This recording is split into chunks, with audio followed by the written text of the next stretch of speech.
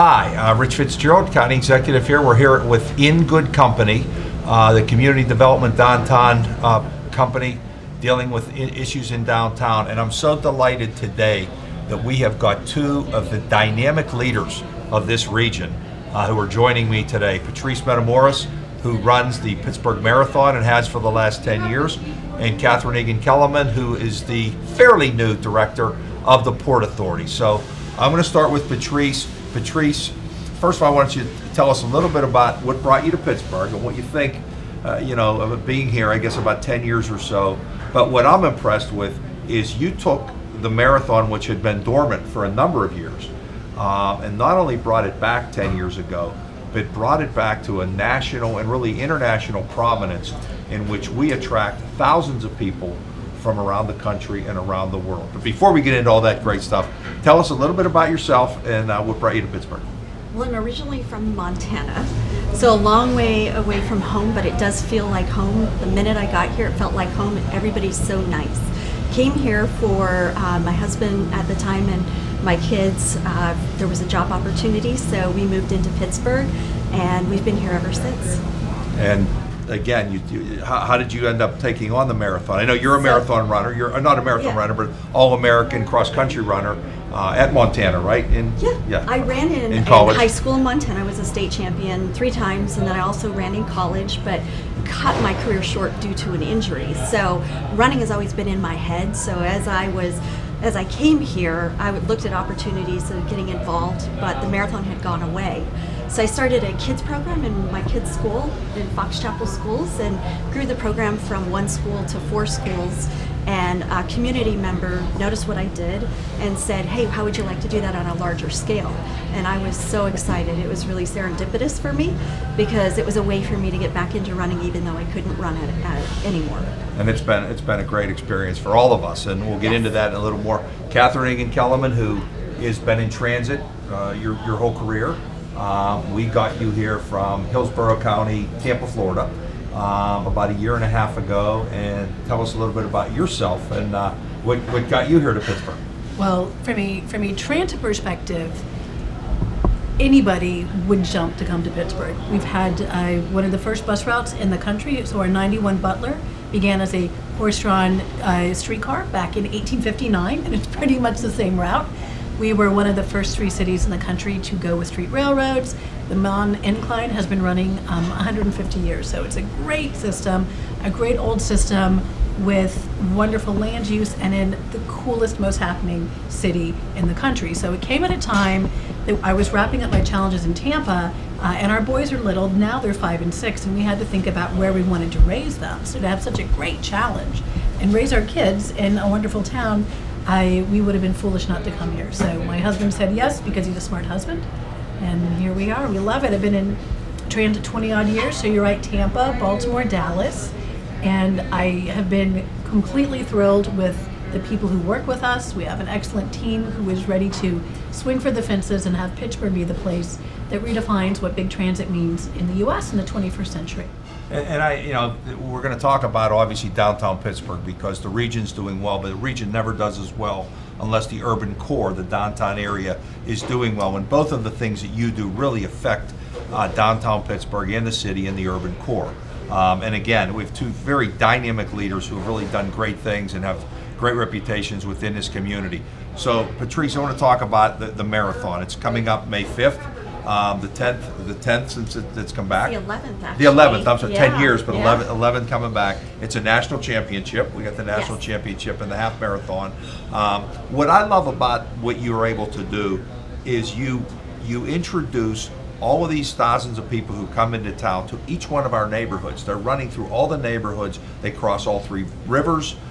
They see the north side, the west end, the east end, the south side, etc., and are part of that.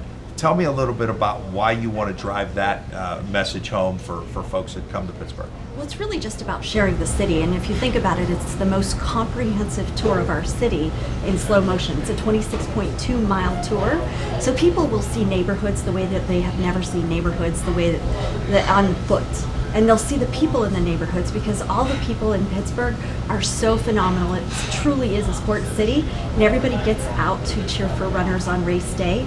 So it really offers such a great opportunity to welcome people from all 50 states as well as 16 different countries. So I think the most important thing though is it's just that community feel, and it's about how so many people come together to make that marathon happen, and so many people get to experience it. And we've even had runners come here, loved it so much, and then they moved here, and they had never been to Pittsburgh before, so it's been really phenomenal. So it isn't just the marathon itself. It isn't just the event. And I know it No. starts in downtown Pittsburgh and obviously finishes in downtown Pittsburgh. But you really have a whole weekend and more of events that not only you but your organization puts on. You have for kids, Right. smaller races, shorter races, et cetera. Talk about that just Right. a little bit. So we even include the family pet, because there's a dog walk on Saturday, and then a toddler walk, and run or trot, as well as a kids race. We have one of the largest kids races in the country, simultaneously running 6,500 kids plus parents. It really turns out to be about a 12,000 person event. And we see kids now moving from that 1 mile up to the 5K, which is also on Saturday. And we see over 1,000 kids participating because they've graduated past a mile. Then on Sunday it's really a great day with the marathon, half marathon, also a relay. But beginning on Friday, there's an expo. It's a health and fitness expo. And we have over 60,000 people who will come through that expo. It's a free show. People love it. You can come and buy whatever running gear you want, all new stuff, as well as merchandise for the current year. So it's really great. So it obviously is going to affect the Port Authority on that Sunday and rerouting buses throughout neighborhoods and in downtown. And you guys have been very good partners with being adaptable and maneuvering and all the things that have to go into the logistical part of that. But I also want to talk about, again, we talk about the urban core, not just on that weekend, but we see downtown Pittsburgh growing again over the last 10 years. A lot more residents are moving in here. There's a lot more building of condominiums and apartments. There's a lot more office space that's being built. New restaurants, as we're at Molinero's, another, one of the restaurants here in Market Square. The shows that are going on, Point Park coming online with their the Playhouse moving down here. How do we get all those folks in and out of here and not kind of choke off the growth that we want to have happening? So that is an excellent question. And when we look every day at Pittsburgh, over half the folks who come into work in downtown are coming on Port Authority services, through the T and through buses. There's 3 times as many jobs in downtown as there are parking places. And imagine if all those folks were trying to find a parking place, downtown wouldn't function and we wouldn't be this great living room for the city. So by having the T that goes to several locations and so many routes can bring folks in, people don't have to bring that car. And we see this use throughout the day. We see early shifts, we see folks going to appointments in downtown, we see folks who work at different locations, but also folks going over to a symphony night or going over to a play, and a lot of them taking transit because even from Squirrel Hill or a close-in neighborhood, it's just easier. They don't have to worry about parking. They know exactly where they get dropped off. And as the city is growing, so is Port Authority. So nationally, there are not that many agencies, transit companies that are gaining ridership, and we're gaining about 2.5% to 3% from the previous year right now, which is a testament that folks are going to ride the service when it's convenient for them. I think that's pretty impressive to know that last year Port Authority actually grew in ridership, as you said, more than 2%, while other agencies, similar sized agencies, actually saw a reduction in ridership. Why do you think that is? Why is it happening around the country, and why is it happening here? What's the factors that are affecting that? So nationally, you see a whole bunch of things. You see the price of gas, which is still pretty low. You see a little bit of rideshare, not a lot in systems like Pittsburgh, because it's just still the best choice to take a bus from one place to another to get around.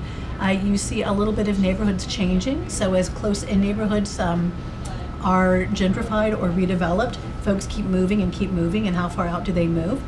A great thing for Pittsburgh is our neighborhoods are so fantastic that folks who are transit users easily can get somewhere else that they're transit users. And we've seen, for instance, in Greentree, a lot of growth of folks coming into the city because they know that's an easy place for them to move and come up and take advantage of all the great things the city has to offer. So we are 7 days a week, we're practically 24 hours, And if you catch the P1, there's a bus every 3 minutes. Not a lot of places have that kind of frequency, so it's a great place to get started for your transit use. Now, I'm going to let you think about this final question when we get to it, is about what surprised you about Pittsburgh when you came here, but I'll let you think about that one for a minute. Patrice, I also want to talk about, we focus on the marathon and what a great job you've done in growing that, but you also have events throughout the year, the Liberty Mile, the EQT, I think it's a half marathon. You started the Great Allegheny Passage Relay last year. Talk about some of the other events you do throughout the year that the Pittsburgh Marathon 3PR does that to generate this excitement. Yeah, actually, what we were looking at when we saw the demand that we had with the marathon, I started looking at other distances, because those distances could be used as bookends, because as you know, like we're once a year as a marathon, we wanted to be able to retain a full-time staff. So I picked my two favorite distances, the 10 miler and the 1 mile, and then we were able to find sponsors for them. And so we brought in Liberty Mile, which is the second largest prize purse in the United States, second to New York City. So we really... And describe the Liberty Mile for those that don't. Yeah, it's a world-class event. We have world-class Run straight down Liberty Avenue? Right. Is that We what have it is? gold medalists from the Olympics come and run, All-Americans running every single year. It's amazing. You will win, if you win, either male or female, you're paid $4,000, so about, figure 4.5 minutes for women. You're paid $1,000 a minute to run. So really cool event, gives us an enormous really reach in terms of the country, in terms of the world, because it really is a must-see event. It's looking at who are the next hopefuls, who won the gold or the silver, and how are they performing now. Then we have the 10 miler, which also is another prestigious race. We brought in elite athletes for our 10 miler. But really the showcase there is, it's the favorite fall race in Pittsburgh. 10 miler is a really nice, easy distance, either before you're going to run the marathon, after you run the marathon. It's kind of a close to your season, because we have fall marathon, we have spring marathons, and that 10 miler serves as a really nice bookend for our marathon. And those events also bring a lot of people into They downtown. do. I know the Liberty Mile, that's in the summer usually. It's in the summer, and we get a wide range of people coming in for that, but we also, it's just the visibility that the city has to showcase world-class athletes. It's really a really great stomping ground for kids to come in and check out the runners, and it's like kind of a night at those stock car races, only you've got runners, so it's fun. And both of you are attracting, obviously, this new generation of workers and athletes who want to be active and want to do, kind of new things in a city, and we need to make it attractive. Give me some of the things you're trying to do to market to that millennial workforce, to get them out of a car, or even a car they may not even own yet, into the bus, into the T. So that's a good point on the millennials. They're already not looking at a car. We're already at some of the lowest driver's license attainment rates since the early 70s. So they want that opportunity to not drive in the first place. So we've got some really great apps for that. There's an app for that. By the end of the year, we should be live with a fare payment app. We'll be testing wearables in the future, pretty near future. So just a cooler way to get on the bus, and makes it a little easier in your day. You can do this in Moscow, and then pretty soon here in Pittsburgh. I don't know if we want to be exactly like Moscow, but it's still cool and it's still international. We've been doing a lot of customer engagement. So we had a recent survey that if you participated and texted us your number, you'd get an Eaton Park cookie. So some good information. We've also done a lot of things internally too. So events back at Kennywood and boosting some of our interaction, so our folks are they know that we value the work they're doing. So when they go out on the streets for over 200,000 people a day, they have the support they need to do this job. And I think a good handshake is definitely something that a generation craving authenticity really respects. I seem to remember Smiley Cookies being part of some of the events you do. It's part of our marathon, and every race that we can get Smiley Cookies, it's just a trademark of Pittsburgh, and it's about providing that. But really, thank you to everything you do.